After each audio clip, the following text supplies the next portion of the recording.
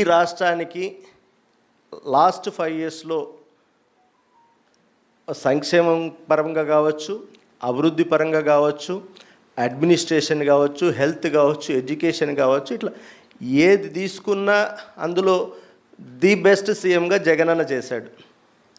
ఇప్పుడు 1 ఇయర్ అయిపోయింది. ఈ 1 ఇయర్లో చూస్తే ప్రజలు ఎంత ఇబ్బందులు పడతారో మన కళ్ళెదురుగా మనం పల్లెల్లో చూస్తున్నాం.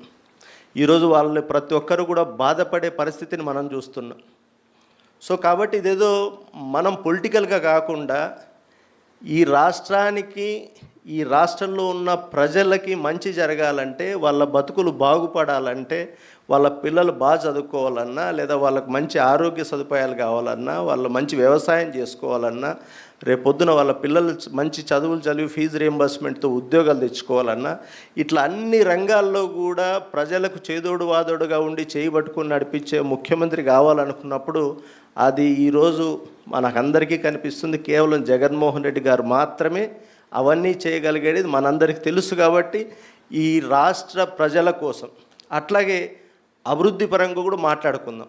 ఊరికే సోషల్ మీడియాలో మనం అభివృద్ధి ఏదో చెప్తుంటారు, కానీ మనకు తెలుసు అసలు చంద్రబాబు 14-19లో ఉన్నాడు, ఏం చేశాడు అభివృద్ధి. ఒకవేళ ఆయన చెప్పాడు ఆ రాజధాని చెప్తానే ఆ రోజు చేసి వచ్చాడు, ముఖ్యమంత్రిగా వచ్చాడు. ఏం చేశాడు రాజధాని 5 ఏళ్ళలో మనం చూసాం.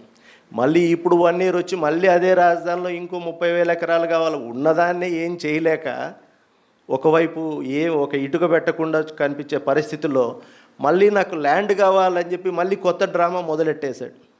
సో అదే మన 5 ఏళ్లలో చూస్తే 17 మెడికల్ కాలేజ్ కావచ్చు, తర్వాత 15,000 పైన గ్రామ సచివాలయాలు కావచ్చు, 10,000 హెల్త్ క్లినిక్లు కావచ్చు, ఆర్బీకేలు కావచ్చు, పోర్ట్లు కావచ్చు, ఫిషింగ్ హార్బర్స్ కావచ్చు, ఇట్లా ప్రతిదీ కూడా ప్రతి దాంట్లో అభివృద్ధిని చేసి చూపించాడు జగనన్న.